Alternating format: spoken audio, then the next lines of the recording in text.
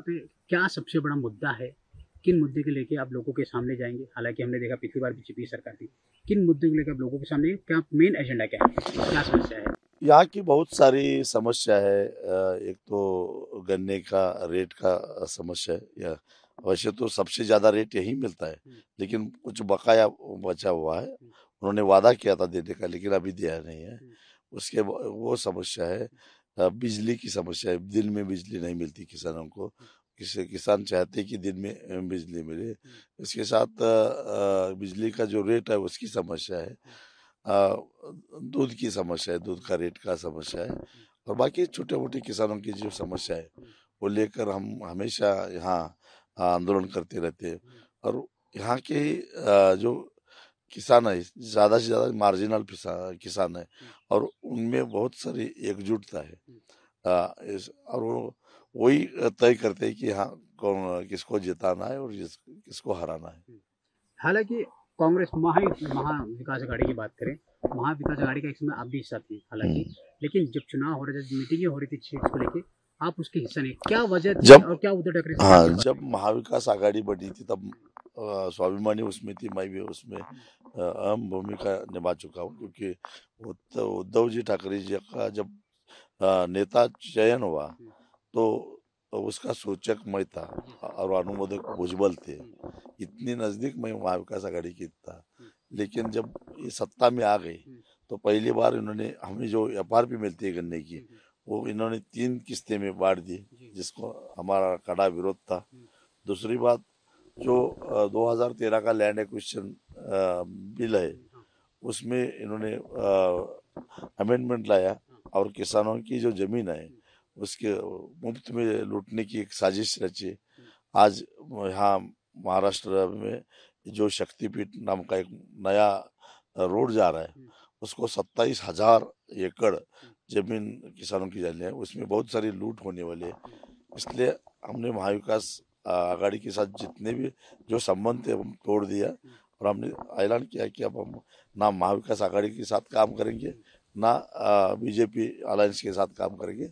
हम इंडिपेंडेंट काम करने का फैसला हमने 2.5 साल पहले लिया था। हुँ, इसलिए हम किसी भी गठबंधन के बिना खुद चुनाव लड़ रहे हैं। हुँ। सर इसी सीट्स के लिए हथंगली सीट्स की बात करें, आप हालाँकि उद्धव ठाकरे से 2 बार मुलाकात हुई थी। क्या कुछ मुलाकात में बातें हुई थी? हालाँकि अचानक से क्या हो गया था? शिवसेना पार्टी जब टूट गई तो यहाँ का जो एमपी था तहसील माने, हुँ, जिसने मुझे पिछली बार हराया था, हुँ, वो शिवसेना छोड़ के शिंदे शिवसेना में चला गया। हुँ, उसके बाद उद्धव ठाकरे चाहते हुँ, थे कि उसको हराना है, हुँ, लेकिन उसको हराने की क्षमता रखने वाला कैंडिडेट उनके पास था नहीं है। हुँ, इसलिए उनकी इच्छा थी कि मैं फिर वापस महाविकास आघाड़ी में आऊँ हुँ, और मैं कंटेस्ट करूँ महाविकास आघाड़ी की तरफ से। हुँ, लेकिन मैं महाविकास आघाड़ी में वापस नहीं जाना था हुँ, चाहता था। हुँ, फिर भी इन्होंने इच्छा व्यक्त की एक बार मिलते हैं, हुँ, अगर नहीं आओगे तब तभी आप अगर लड़ना चाहते हो हुँ, तो मैं आपके साथ खिलाफ कैंडिडेट नहीं खड़ा करूंगा। अच्छा। अ, इसकी उनकी इच्छा थी। हुँ, इसलिए मैं उद्धव जी को जाके मिला था। हुँ, और हम दोनों में जो बातचीत हुई थी हुँ, वो यही थी कि मैं तो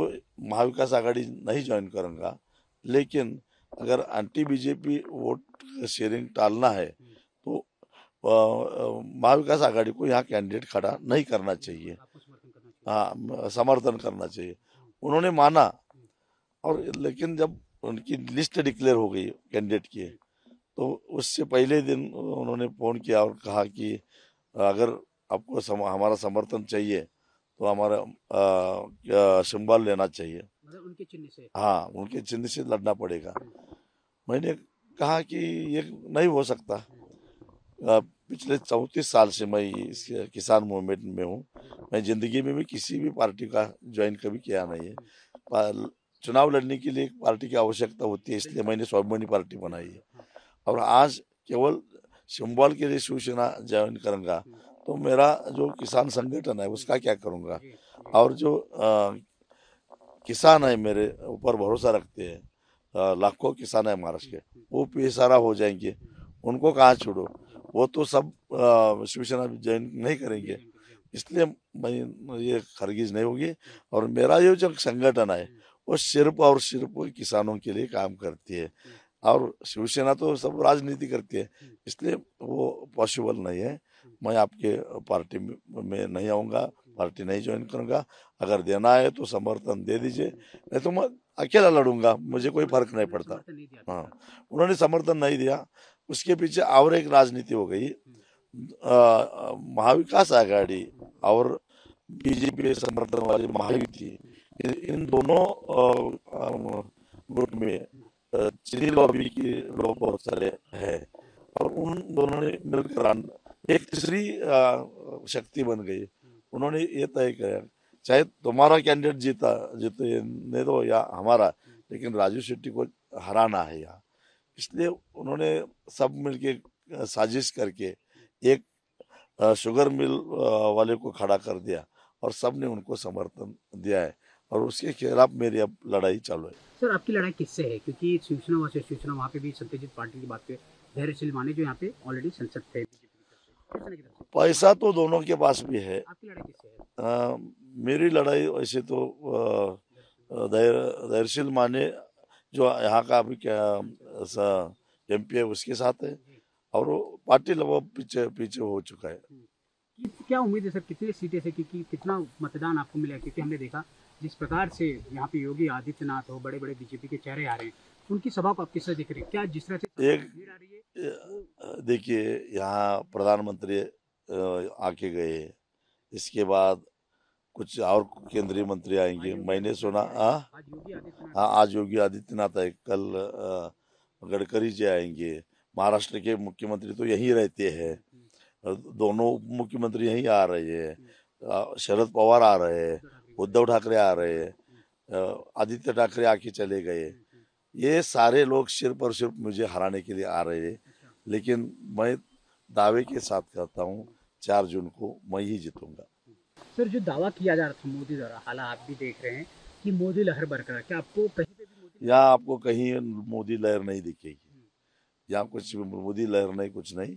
यहाँ जो काम करने वाला है, जो किसानों के हित में काम करने वाला, उन्हीं की तरफ यहाँ के लोग वोट देंगे। जिस तरह से विपक्ष की बात करें, हम कांग्रेस हो या अदर पार्टी, जो इंडिया अलायंस बना था, आप उसको किस तरह देख रहे हैं? क्योंकि वो कह रहे हैं कि बीजेपी जो नारा दे रही है 400 पार का, अगर बीजेपी आती है तो कॉन्स्टिट्यूशन जो संविधान है वो बदल जाए, उसको आप किस तरह, क्या आपको लगता है इस तरह से? या हम हरगिज नहीं होने देंगे। वो नारा तो दे रहे हैं, और मुझे भी ऐसा लगता है कि ये अगर जीत जाएंगे तो शायद संविधान बदल सकते हैं, इसलिए ये होने नहीं देंगे। हम संविधान बदलने नहीं देंगे, और संविधान की रक्षा के लिए हमारे शरीर में जितना भी खून होगा, खून की आखिरी बूंद तक हम लड़ते रहेंगे। बीजेपी दावा करे 400 पार का, आपको क्या लग रहा है सर? आपने 2 फेज तो देख लिया है महाराष्ट्र या ओवरऑल में, सब जगह जिस तरह से 2 फेज हुआ, नहीं, जो दावा करे 400 पार का। बीजेपी 400 पार छोड़ दीजिए, ये तो 272 पार भी नहीं कर सकती। ऐसी हालत है बीजेपी की पूरे देश में। सर जिस तरह से अब हम देख रहे हैं कि धर्म के आधार पे भी कई सारे मुद्दे मुस्लिम्स के सामने आ रहे हैं, कि मोदी जी कह रहे हैं कि कांग्रेस के जो लोग हैं, जो कि यहाँ पे मुस्लिम, साफ साफ मुस्लिम सब, तो कहीं ना कहीं धर्म के आधार पे अब राजनीति खेली जा रही है। बहुत गंदी राजनीति चल रही है, धर्म के आधार पे, जात के आधार पे राजनीति चल रही है। लेकिन एक ना एक दिन इससे अलग होकर मुद्दों के आधार पर राजनीति करना पड़ेगा, नहीं तो ये देश बर्बाद हो जाएगा, और बर्बादी की तरफ हम बढ़ रहे हैं। क्योंकि आज़ादी के बाद 75 साल हो गए, सबसे ज़्यादा बेरोजगारी का परसेंटेज आज हमें दिख रहा है, क्योंकि हमारा ध्यान ही नहीं, अपनी जो कोई आर्थिक जो संरचना होना चाहिए वो करने, वो उसकी तरफ हमारा ध्यान ही नहीं दे रही है। हम धर्म जात इसमें फंस गए हैं, इसलिए बेरोजगारी बढ़ गई है।